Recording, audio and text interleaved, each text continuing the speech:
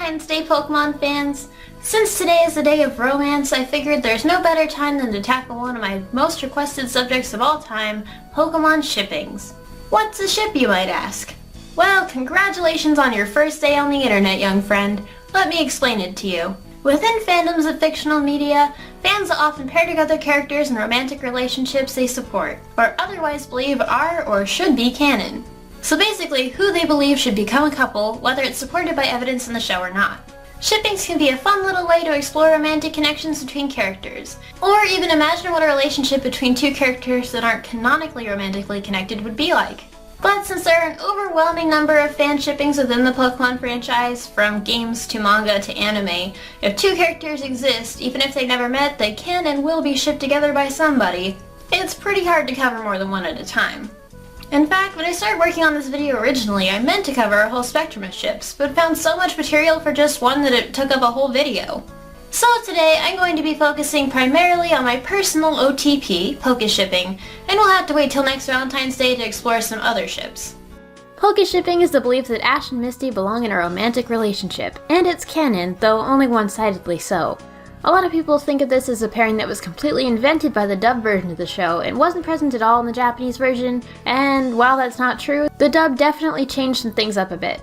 Interestingly, in places where it was hinted at in the Japanese version, the dub often changed the lines to make the interaction between the two more platonic, and subsequently added hints of romantic feelings in places where there were none before. And of course, the dub added all those things like the Pokemon Christmas Bash CD, and the stage adaptation Pokemon Live, which we'll get to in a minute, that expanded on and canonized Misty's feelings in a way the original show did not. Unlike most things in the Pokemon fandom, it's pretty much consensus among Pokemon fans that Misty has feelings for Ash. After all, it's not just subtext in this ship. Thanks to 4 kids, Misty basically outright says how she feels about him. We all know the bike was just an excuse to keep following him around, and that she has a big tsundere crush on him the whole time. The only thing really left up for debate here is whether or not Ash liked her back, which is definitely not made as obvious as Misty's feelings. There are definitely clues that he does, or at least did at one point, also have some sort of feelings for her as well, but whether you read them that way is more up to personal interpretation. So today, I'm going to give you an overview of their relationship, as well as highlighting key moments where the interactions became more romantic. Of course, Ash and Misty got off to a rocky start from the get-go. Misty was less than happy with Ash putting Pikachu in danger in the first episode, even slapping him in the original Japanese version. But from the 3rd episode on, she slowly warms up to him, and even develops a tsundere-like crush on him. At the end of Ash Catches a Pokemon, after seeing how Ash is so connected to his Pokemon, she starts seeing him in a new light, and has renewed interest in getting to know him better. I've never known anyone like him. He really does love Pokemon.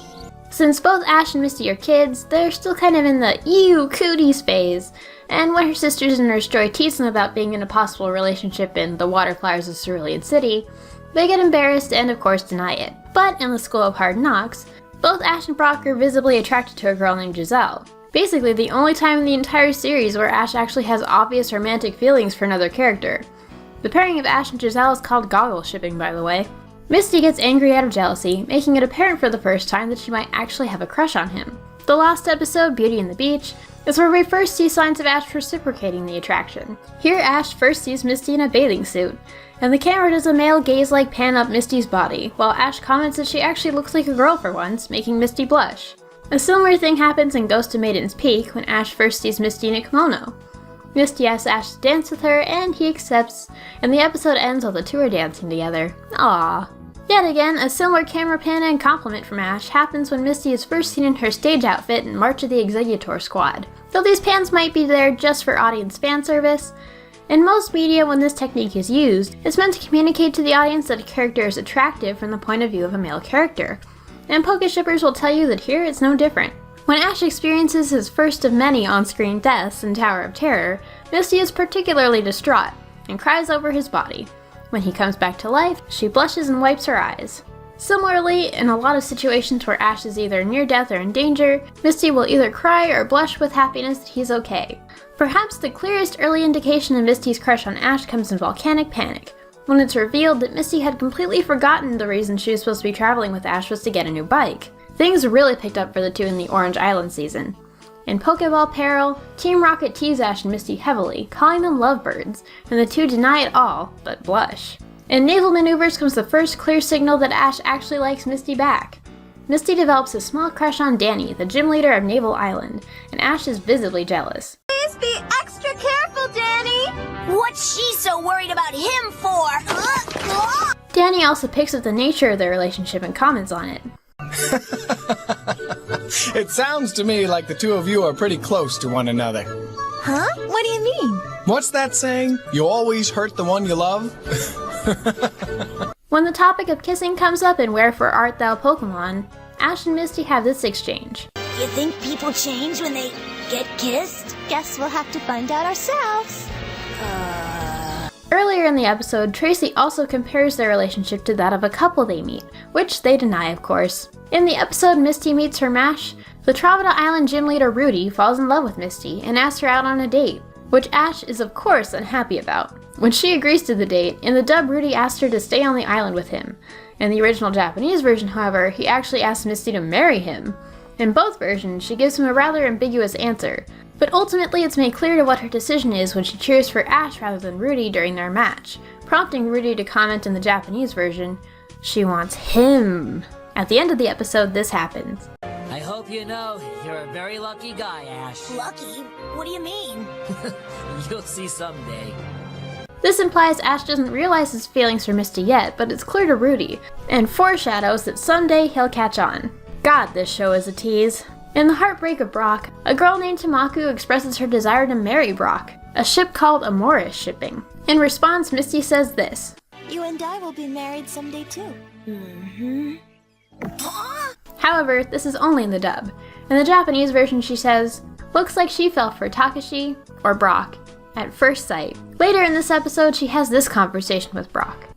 Take it from me, it's a lot easier to like someone who likes you than to like someone who doesn't. How do you know? Well, that's what I've heard.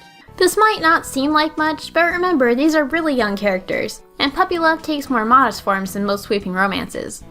Ash and Misty had a lot of history together, shared a lot of experiences, and seeing their relationship grow into something more was really gratifying. Misty and Ash had been traveling together for a long time, and the audience was invested in them and their relationship. We cared about them, we cheered for them, we wanted to see all these things culminate in some way. The second movie, The Power of One, gave us what we wanted. Melody, a character unique to this film, first introduces herself to Ash by planting a kiss on his cheek. The ship of Melody and Ash is called PokéShipping, by the way. Misty is of course extremely jealous, and this prompts Melody to ask if they're dating. They deny it, but quite a lot of attention is paid to Misty's jealousy during the first third of the movie. As the film progresses and Ash is put into danger, Misty has to overcome these feelings, her jealousy of Melody, and her refusal to admit that she cares about Ash, and come rescue him, maturing and opening up to Melody about Ash. And Ash is never really alone because he's got me. This was great and all, but unfortunately this is really all we got, as Misty left the show entirely soon after. Her final episode, Gotta Catch You Later, was an emotional affair for the whole group. Misty has an entire musical number dedicated to saying goodbye to Ash. Let you see me crying. You're more than just my best friend. What makes me Misty most of all in our final curtain call is knowing that I won't see you again. And after all is said and done, what does Ash leave her with? I think that we were meant to meet and become friends. Friend zone.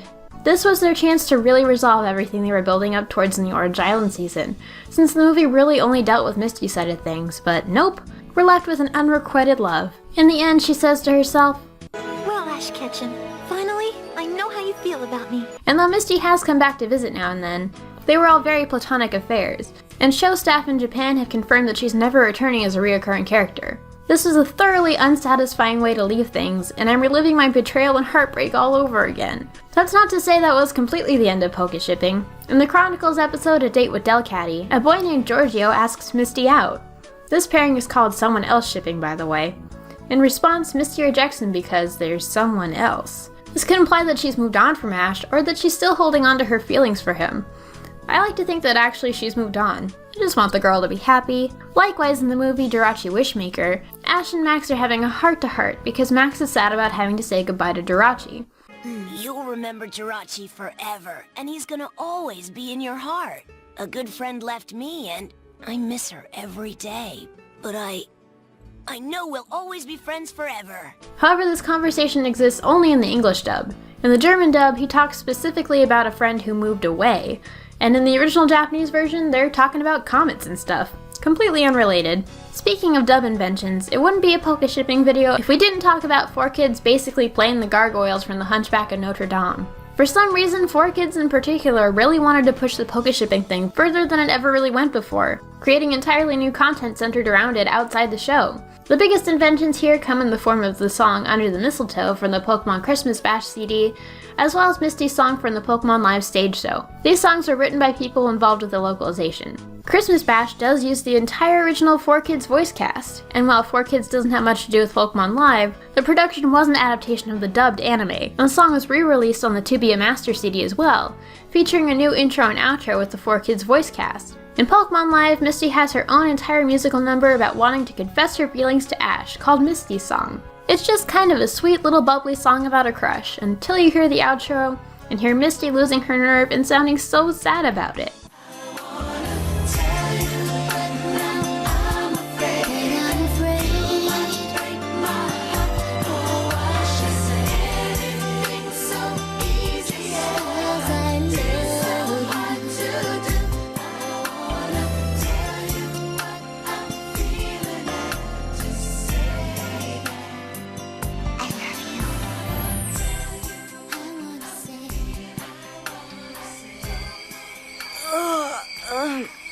Did you say something, Misty? Me? No, nothing. I didn't say anything, Ash. Good night.